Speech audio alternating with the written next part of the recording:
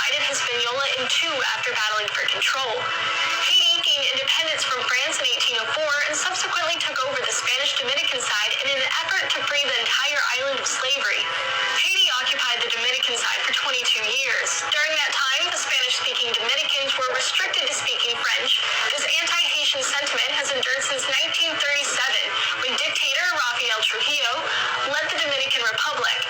Rafael was obsessed with pale skin, and under his rule, around 10 to 25,000 dark-skinned Haitians living in Dominican border towns were murdered. Rafael Trujillo. In 1937, almost 40,000 Haitians were massacred in a campaign to whiten the Dominican Republic's mixed-blood population. Rafael Trujillo. In 1937, almost 40,000 Haitians were massacred in a campaign to whiten the Dominican Republic's mixed-blood population.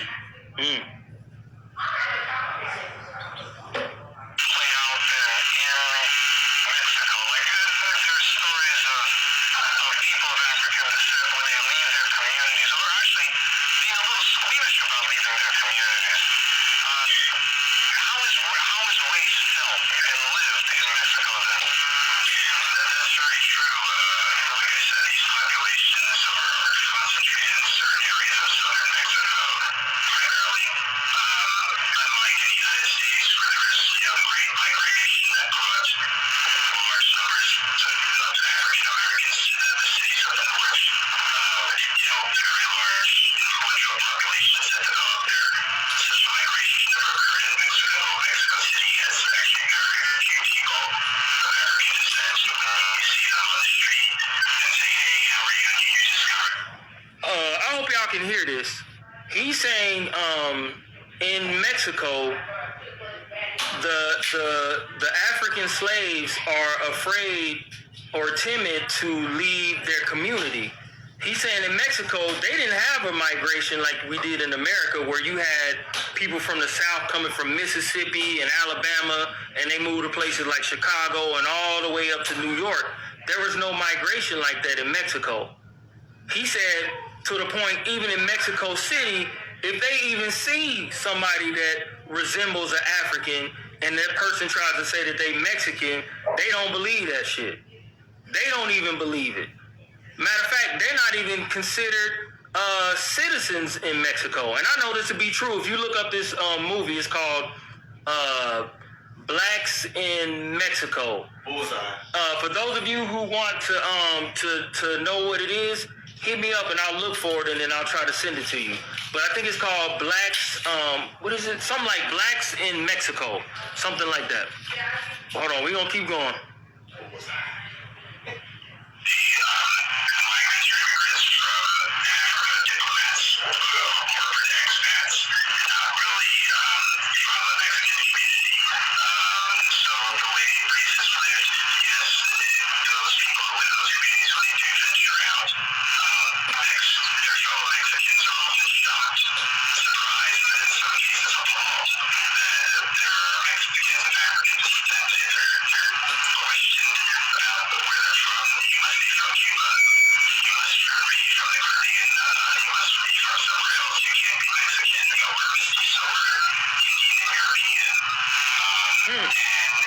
Hold on, so you telling me the locals are saying, no, you can't be Mexican. You have to be Indian or European. The ones that are considered Mexicans are Indian and European. It's not my words. These are the people that actually live there and know what they talking about. Not me trying to force my beliefs or my doctrine so I can get something out of it.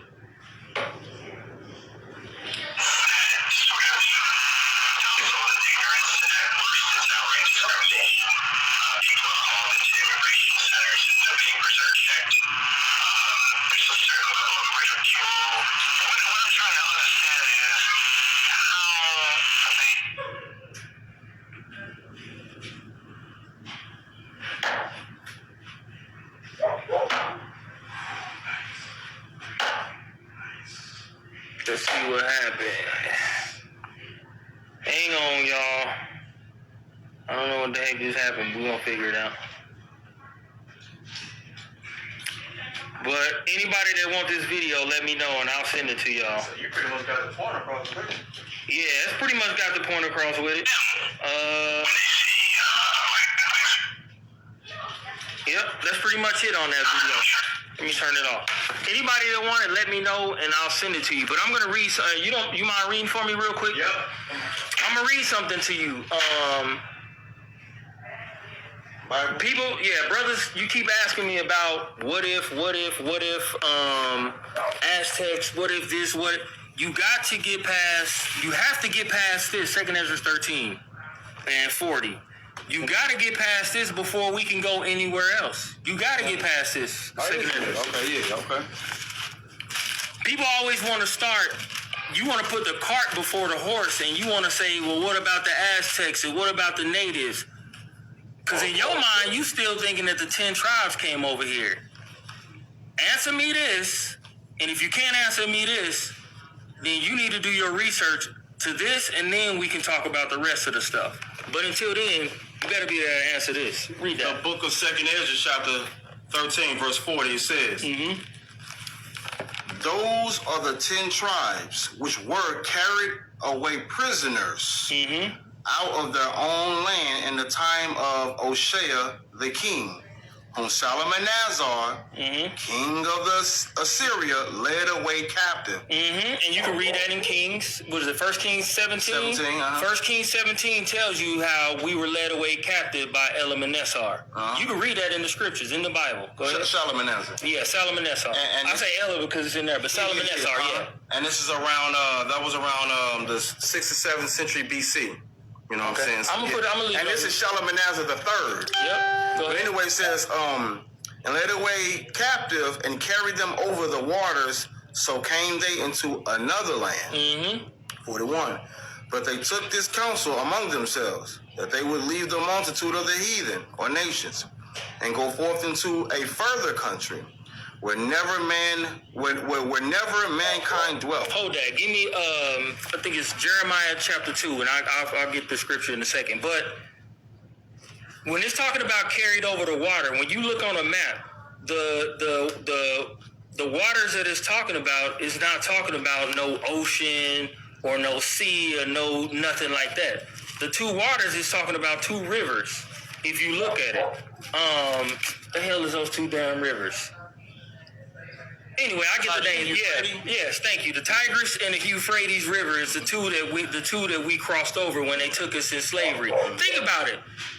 If Shalmaneser went over there and grabbed us and he took us, how come in 1 Kings I don't read nothing about him taking some ships, went over there to where we were in Samaria, and then grabbed us on some ships in Samaria and then took us over those waters in these ships? Why don't we see that in history? You can look. You don't see that in history either. It says nothing about ships. Under Shalmaneser, because you can type in on Google, type in Black Obelisk, and you can see that the same King Shalmaneser or whatnot. It's a story with that dealing with Jehu and everything. Just check it out. We don't see that in the Syrian antiquity. Right, because you would think if we left again on ships, like y'all say, then the first time we came over there should have been Shalmaneser should have came and got us on ships. But you don't read that. No. But go ahead. What do you want me to add, Joe? Yeah, we're going to keep reading. Oh, Joel 2. At least said Jeremiah 2.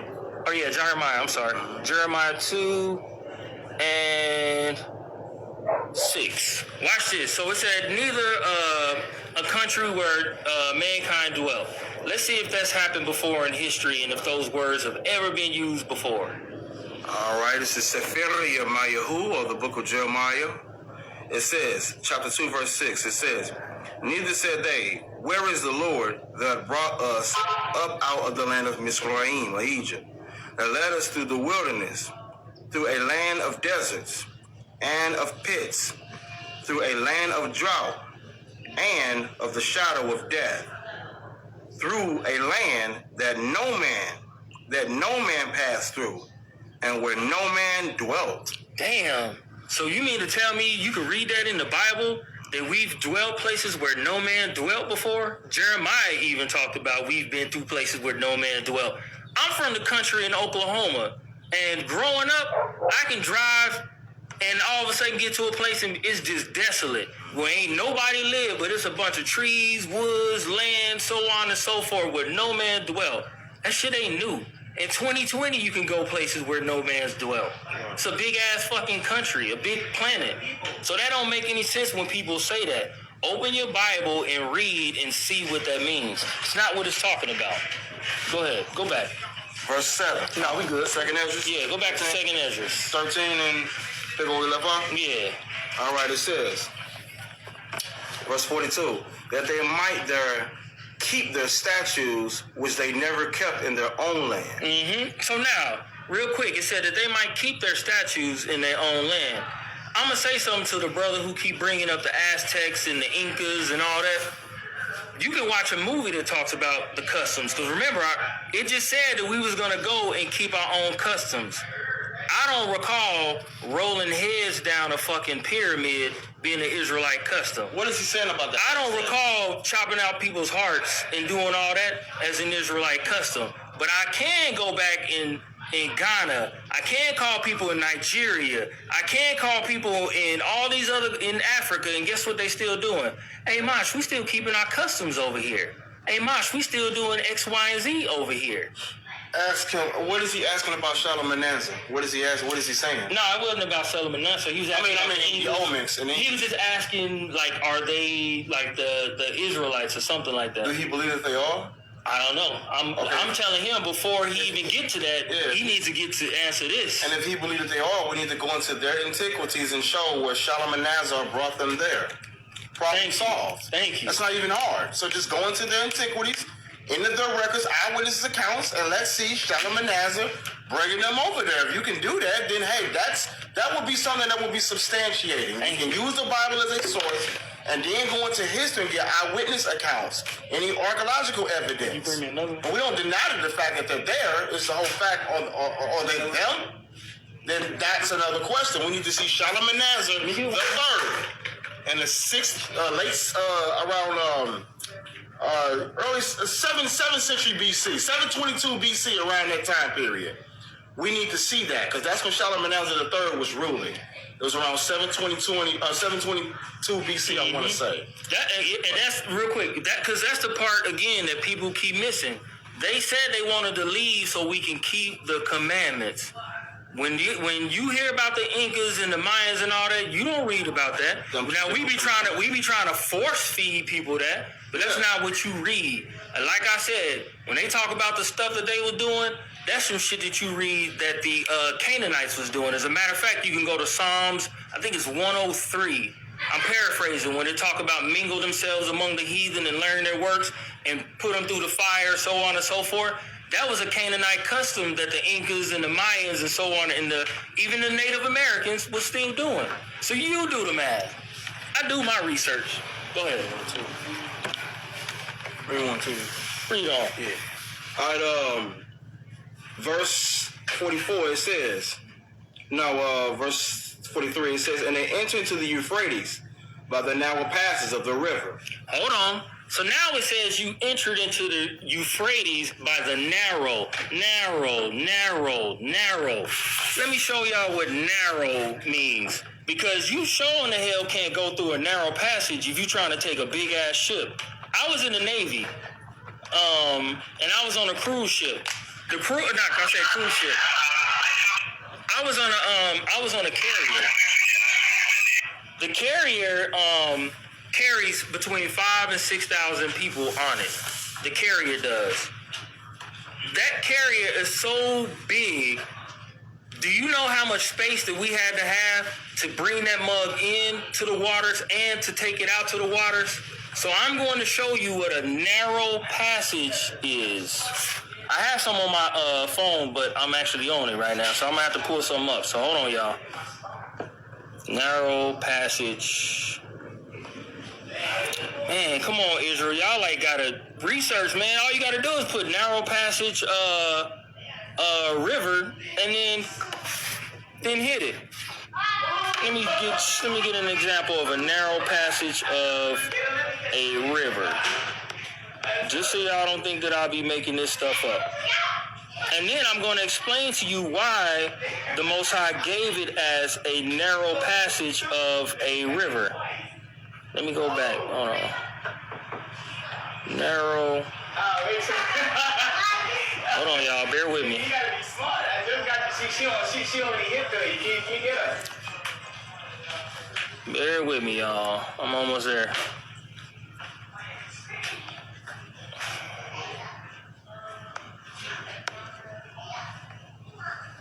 Trying to find a good one. Here, I'll just give you this one.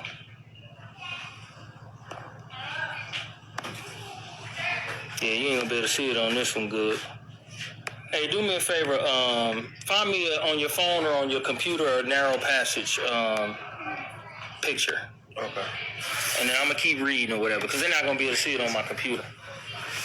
Anyway, while he's getting that, I'm gonna show you what a narrow passage is. In all the narrow passages, it's the smallest part of the water. And the reason why the Most High took us to the narrow passage of the river is because it's 10 tribes. 10 tribes, and you got, just click on one of the pictures, make it big, like a narrow river passage. Yeah, narrow river. Yeah. You got 10 tribes, so you got men, women, children, babies, old women, old men, all your belongings, your animals, your food, all your resources. So why wouldn't the Most High take them to the smallest part of the river so they can walk across? It would only make that much sense. It makes it easier for all of us to go across. You can read that in Judges. You can read that in Joshua. Remember when we came, let me get that real quick. This is a narrow passage. Here, let me turn this around. Hold on, let me turn this around. What you got? And it also the word narrow comes from the Hebrew word tsar, and that means a tight place. You see that? That's what narrow passage, that's what narrow means in Hebrew, so with tsar. Mm-hmm. And that means a tight place. You see how small these are all narrow passages, and I ain't making none of this up. He just Googled it. Yeah. Now look how small it is. That's why the Most High took us to a narrow passage of the river, so we can walk across that mug. So it was shallow, it wasn't deep, so people wasn't falling in and drowning and hurting themselves. That's what he did. Again, you can read that. Let me find it real quick. I'm shooting from the hip. Hold on, y'all. I ain't went over this in so long. Hold on.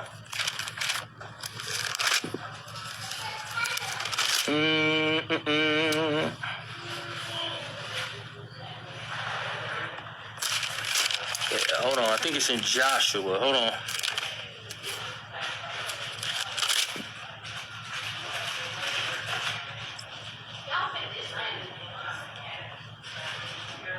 To lay within.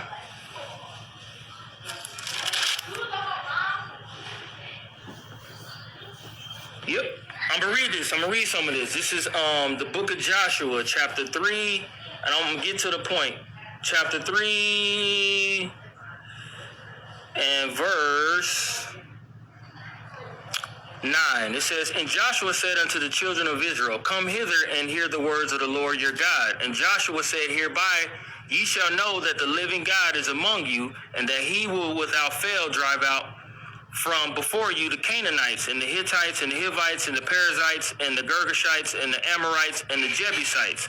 Behold, the ark of the covenant of the Lord of all the earth passeth over before you into Jordan. Jordan is Jordan River. It says, Now therefore take you 12 men out of the tribes of Israel, out of every tribe a man.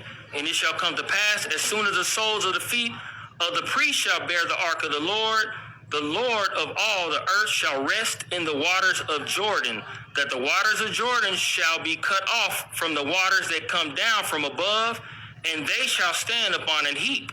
And it came to pass, when the people removed from their tent to pass over Jordan, and priests bearing the ark of the covenant before the people. And as they that bear the ark were come unto Jordan, and the feet of the priests that bear the ark were dipped into the brim of the water, for the Jordan overfloweth all his banks all the time of harvest, that the waters which came down from above stood and arose up upon a heap very far from the city Adam that is beside Zaratan. And it says, And the priests that bear the ark of the covenant of the Lord stood firm on dry ground in the midst of Jordan, and all the Israelites passed over on dry ground until all people were passed clean over Jordan. So what you have happen is, again, The Most High took us to a certain part of the river, and we understood seasons as well, but that's a whole totally different topic. And we went to the most narrow part of it, and we walked across it. You can read that all throughout the Bible. Abraham had to do it. We had to do it. When we went into captivity, we had to do it. Coming out of captivity, we was coming across the same rivers. It has nothing to do with no ocean. It's rivers. We walked across it. And he took us to the narrow part so we can pass over. All right, read this for me again, kinfolk. Yep. What's plus? Where we at? Hold on. So we gonna finish. Go ahead. Which where you pick up at? Yeah, verse, where you at? All right, so verse 44. For the Most High showed signs for them, and they held still the flood. Isn't that what we just read? Didn't he do that for the Jordan River? Go ahead. It says, till they were passed over. Hold on. So we just read that he did the same thing for the Jordan River until we passed over. Now, granted, let's say this again. If it's ships that we need to get on ships, why are we going to the narrow part? And then why would he hold still the flood? You need water. Remember, I was on a carrier. I need water to get out to the ocean. I need water to transport myself. So I wouldn't go to a narrow part, and I wouldn't go nowhere where the flood is held still, where there's no water coming in and out. That makes absolutely zero sense whatsoever. Go ahead. Then it says, 45. For though... hold on. And mind you, we still ain't heard anything about no building material. You mean to tell me the Assyrians did all that shit to us, and then they like, hey, we sorry. Let me give you some wood, some hammers, some nails, and some resources and all that stuff, and build everything, and then go and prosper. You don't read that nowhere. As a matter of fact, Tobit had to escape from Salmanassar. And then even when Salmanasar's two sons killed him, he was still leery of what was going on with his people. Matter of fact, we were still being killed by them after that. So you think those people, just like America, we want our 40 acres and a mule, they not going to give us our 40 acres and a mule. And that's like somebody saying that the so-called Grecians gave us our stuff to go back to our country. You ain't going to read that nowhere. You know them motherfuckers ain't going to do that. Read that. You got it? Yeah, hold on one second. Okay. Verse 45, it says, for through that country there was a great way to go. Namely, look at this, of a year and a half. But hold on, rewind to say that, but through what? For through that country. Through that country. So remember, he held still the flood. He took us to the narrow passage of the river. Once we got to the narrow passage, we crossed over, and then he said, through that country was a great way to go, namely a year and a half. I ain't hear shit about no ocean. I ain't hear nothing about no sea. I didn't read nothing about no boats. I didn't hear none of that stuff. And the reason why it took us a year and a half, because I said it earlier, just like when we came out in the Exodus, you got old men, you got old women, you got children, you got pregnant mothers, you got all your food, you got your cattle, you got all your belongings with you. And guess what? You got 10 tribes. So guess what? It's going to take you a year and a half to get to where you need to be. I had a brother who broke this thing down, and I can't remember off the top of my head, but he was like, yeah, when you break it down, we literally traveled maybe like 4 or 5 hours. And it was like every other day or something like that. And then that's how it equaled out. He literally did the math on it. But go ahead. Verse 45, for through that country, there was a great way to go, namely of a year and a half. And that same region. Hold on, he said what? And that same region. Damn, so that means the same place. And that same location, that same area is called what? Azareth. Because you can't, America ain't the same region. That's clear across the water. So it can't be saying that. It is impossible to be talking about that. Yeah, and to your point, Rashad, thank you. If you had 10 tribes, again, I was on a cruise ship, or I keep saying cruise ship, but I was on a carrier, and it takes 5,000 to 6,000 people to fit on that carrier. Imagine how many ships you got to have to bring 10 tribes over here, and how long that would take for you to do something like that. But I'm gonna show you something in my Bible. It has the word Arshereth. Watch this. Let me show you something. Yeah. Look at this. Right there. You see that? It says Arshereth, right? And then it has a number next to it. It says number 1. Right there. Look. Or Ararat. Ararat. That's another name for it. Check this out. Hold that. Go to Tobit. Tobit chapter 1. I got you. Okay.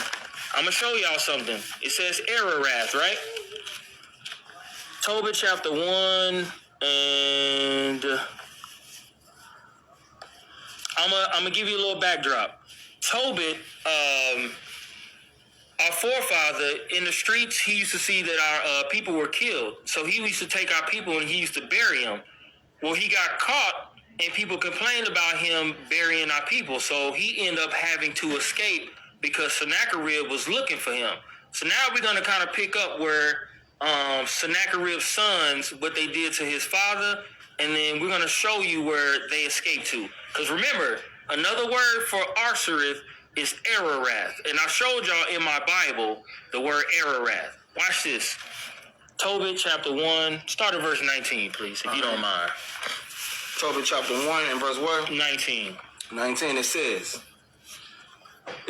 and when one of the Ninevites went and complained to me to the king, that I buried them and hid myself, understanding that I was sought for to be put to death, I withdrew myself for fear. So Tobit was going to be put to death for burying his people. So he left.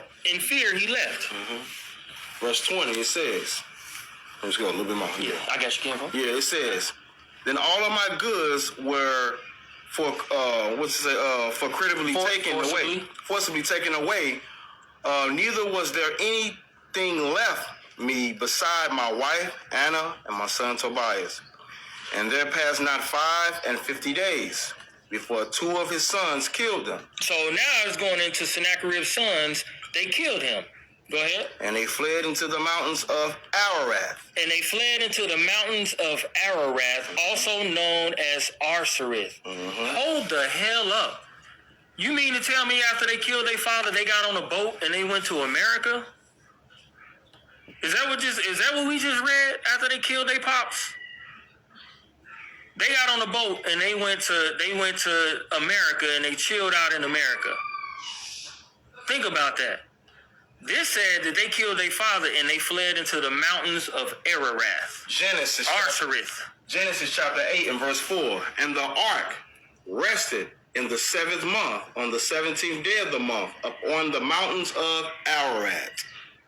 Hey, you can't make this shit up, I'm telling you. You can't make this up. You cannot make this up. So again, brothers and sisters, you got to get past that. You got to get past that before we even talk about where anybody else comes from, because your whole mind is tied to the 10 tribes coming on this side, and they never came over here. Ever. And here's the thing.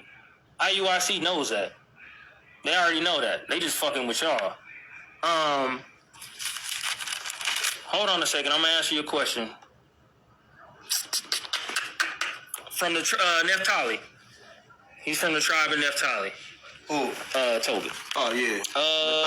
Tobit, the 7th chapter. Was that it on here?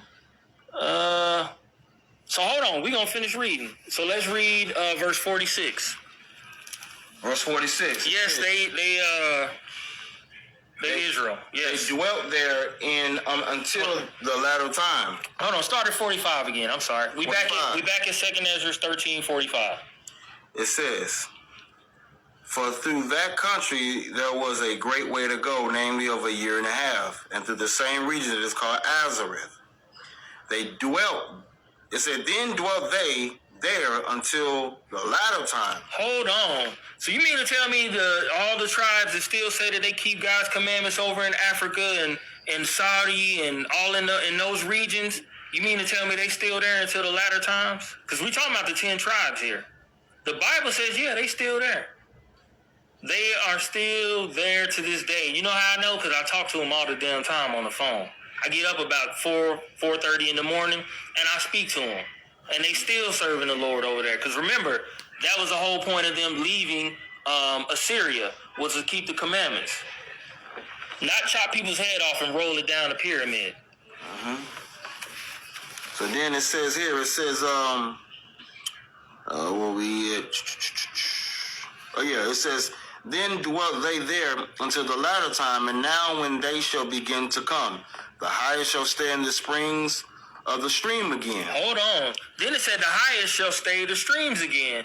Just like he did before, he's going to do it again. As a matter of fact, if you read, I think it's the American version in Isaiah 11, if you read through that, they tell you that it's when the state of stream, that stream is talking about is the same one we was just reading about, the Euphrates River. It's all going into the same thing. He gonna do the same thing with the Euphrates River, and we gonna go right back across that thing. And what version?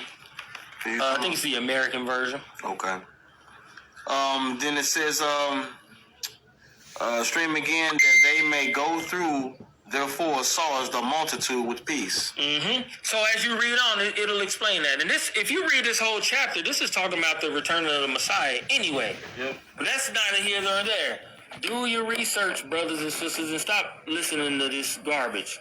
Everybody know what the real deal is. This ain't about hate, because I believe, according to the Bible, that if you love the Lord and you keep God's commandments, you have an opportunity to make it to the kingdom.